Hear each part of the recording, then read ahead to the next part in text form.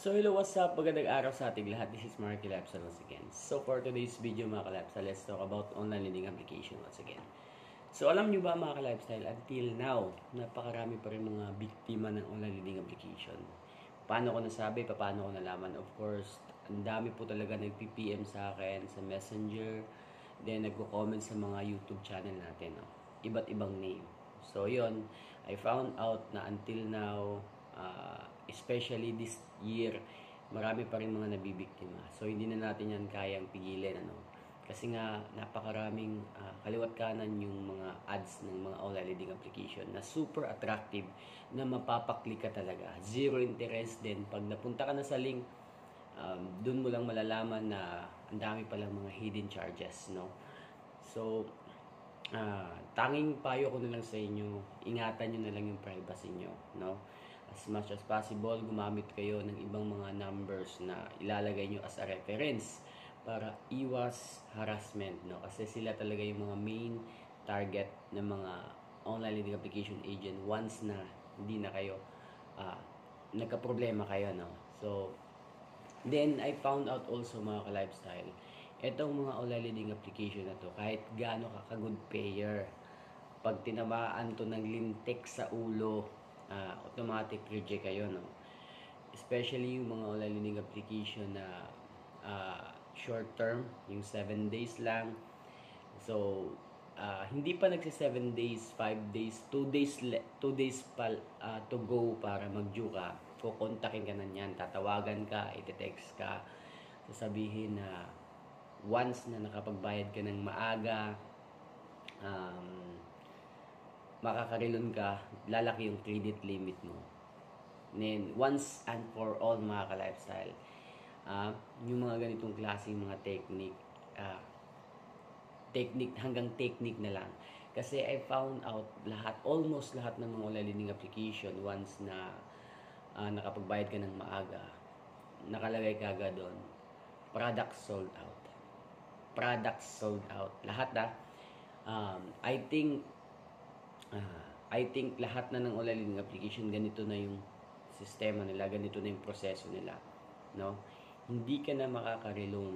So if I were you, mga ka-lifestyle, kung may ganitong klaseng pumipilit sa'yo ng mga agent na sabihin na magbayad ka na ng maaga, tatawag sa'yo, so para tumaas yung credit limit mo, halimbawa yung first loan mo is 3,000, so magiging 5,000, 6,000, which is malaking katarantaduhan, ano? So marami ng mga ganitong klaseng senaryo. So mapipilitan kang mangutang para ibayad sa mga ula na to. And then, in the end of the day, hindi ka pala makaka-reloan, no? So isa to sa mga strategy ngayon ng mga online lending application. Dati totoo, legit, nakaka-reloan ka. So pero ngayon hindi na, no? Kahit gaano ka kaaga nagbayad, promise, yung ibang online lending application, clickbait lang. So hindi ka talaga makaka-reloan, no?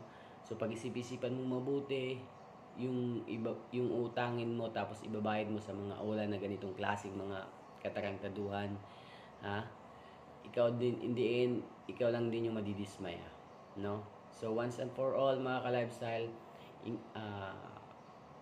once na makareceive kayo ng ganitong klaseng notification or calls galing sa mga balasubas ng mga agent na yan, huwag kayong maniniwala, okay? Hindi kayo makaka-reloan. Promise, hindi po kayo makaka-reloan, no? Marunong na talaga yung mga online lending application na agent na yan. Marunong na. Especially, na nalaman nila na yung nilagay mong numbers is, especially, sino ba naman mga agent, yung mga, parang wala lang, di ba? Alam nila lahat yung ganung mga klaseng strategy na gumagamit tayo ng ibang numbers then para ilagay as a reference. Alam nila yan. So that's why nagiging marunong na rin sila. Then tatawagan ka nila, sasabihin nila na yun, magbayad ng maaga para lumaki yung credit limit, no? Strategy lang po nila yan. Then pag ikaw na yung, and ito pa, what take dota, ito pa sila, nakukontak nila tayo, natatawagan nila tayo, natitext nila tayo. Pero pag tayo na talaga yung tumatawag sa kanila, tayo na yung nagtitext sa kanila, hindi na natin sila ma-reach out, hindi na natin sila ma-contact. That's the reality, no? That's the reality. Ewan ko. Pero para sa akin, sa tingin ko, yung SIM card registration bill is parang wala nang epekto. Walang epekto talaga. Sino ba namang congressman, senador, yung bugok na recommend ng ganyang klaseng bill, no? Na wala namang epekto. Honestly speaking, wala talagang epekto. Bugok talaga yung nag-propose na yan. Parang basta parang walang epekto, no? Hindi tinatablan yung mga agent, no? So kung effective talaga yung ganyang klaseng bill, I know mababawasan talaga yung mga haras. Pero hindi, wala eh. Sa tingin ko lang yan. So again, sa lahat po ng mga may due, sa lahat ng nagjuju, sa lahat ng may mga problema sa online lending application, this is not the end of the world, okay? Huwag kayong mawala ng pag-asa, huwag kayong mawala sa na huwag kayong umabot sa point na, I hope na hindi umabot sa point na magka-problema kayo sa pamilya nyo, sa katrabaho nyo. So, relax lang, ha? Walang mangyayari masama sa inyo if ever na wala talaga kayong ibabayad. Huwag na kayong mag-isip ng kung ano-anong negative na ikasisira ng sarili nyo and then family nyo, no? Relax lang po kayo. Again, walang nakukulong sa utang. Pero it doesn't mean na kailangan na natin talikuran yung responsibility natin. In somehow, some way, pinasok natin itong problema na to. So, kailangan natin panindigan, no? Nasa sa atin kung on how we deal with it, no? Paano natin i-handle yung ganitong klaseng problema. So, as like what I've said, itong channel na to nandito lang para mag-guide sa inyo, no, na hindi naman talaga masamang magbayad or hindi magbayad sa mga online lending application na to, basta in a legal way, no, in a legal way. And dati nasabi ko na to sa inyo na lahat po ng online lending application when it comes sa interest is lumalabag po talaga sila. So in that way, meron silang violation, no, pero it doesn't mean na mangungutang lang tayo kaliwat kanan and then hindi natin babayaran, no? So, hindi pa pwede yun. Kasi aside of that, itong mga online lending application, kahit pa paano nakakatulong to, no? So, nagkakataon lang talaga na nagkakaproblema tayo sa payments na hindi natin inaasahan, no? Hindi natin sinasadya. So, hindi naman tayo all farmers na kaliwat kanan tayo naglo-loan sa mga online lending application para hindi bayaran, no? I hope walang ganon, no? In particular talaga dun sa mga all farmers na yon nadudumisan or na-involve yung mga totoong nagiging biktima talaga ng online lending application. Anyways, mga lifestyle, again, sa lahat po ng mga may problema sa online lending application, this channel is open.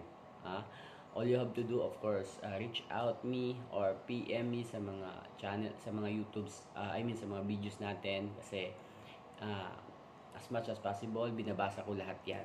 So, kung alam ko yung mga solution, ideas na share ko sa inyo, PM ko po kayo, i-replyin ko po kayo sa message nyo, no? So, once again, this is not the end of the world. Huwag kayong mawala ng pag-asa. Kung wala talaga kayong babayad, relax lang, no? Yung ganun lang kasimple. Huwag na kayong mag-isip ng kung ano-ano pa, no? Hindi lang kayo nag-iisa. So, marami po tayo, no? So, again, 1 out of 10 na mga biktima ng online lending application, kahit 7, 8 yung mga hindi nakapagbayad doon, yung 2 is nagko-continue pagbayad, bawing-bawi talaga yung mga online lending application na yan. So, 100% assurance, no? So, yun lang mga ka-lifestyle. See you in my next video. Sa lahat po ng mga solid subscribers natin, sa lahat din ng napapadaan lang, please do like, share, subscribe, and then pakihit na rin yung notification bell nang sa gayon ma-notify po kayo sa susunod ng mga interesting video na i-upload po natin, especially usapang online lending application. So, yun lang mga ka-lifestyle. Peace.